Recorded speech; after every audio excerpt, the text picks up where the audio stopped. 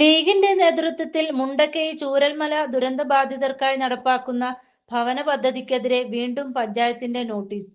അനുമതിയില്ലാതെ നിർമ്മാണം ആരംഭിച്ചതിന് വിശദീകരണ നോട്ടീസ് ലഭിച്ചത് മുസ്ലിം ലീഗ് സംസ്ഥാന പ്രസിഡന്റ് സയ്യിദ് സാദിഖ് അലി ശിഹാബ് തങ്ങൾക്കാണ്.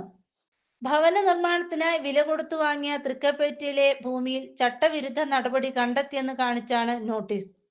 നിർമ്മാണം ആരംഭിക്കാനായി മതിയായ പെർമിറ്റുകൾ എടുത്തില്ലെന്നും നോട്ടീസിൽ പറയുന്നു.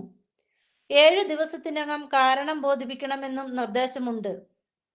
അതേസമയം ലഭിച്ച നോട്ടീസിന് മറുപടി നൽകിയെന്നും ആര് എതിർത്താലും ഭവന പദ്ധതിയുമായി മുന്നോട്ടു പോകുമെന്നും സാദിഖ് അലി തങ്ങൾ പറഞ്ഞു.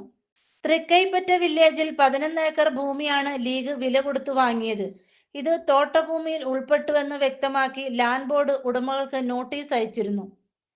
കഴിഞ്ഞ മാസം വീടുകളുടെ നിർമ്മാണം ആരംഭിച്ചിരുന്നു. ഇതിനായി മതിയായ പെർമിറ്റ് എടുത്തില്ലെന്ന് മേപ്പാടി പഞ്ചായത്തിന്റെ വിശദീകരണം. നടപടിക്രമങ്ങൾ പാലിച്ച് പദ്ധതി മുന്നോട്ട് കൊണ്ടുപോകുമെന്ന് ലീഗ് നേതൃത്വം വ്യക്തമാക്കി. News desk ട്രൂലൻസ്.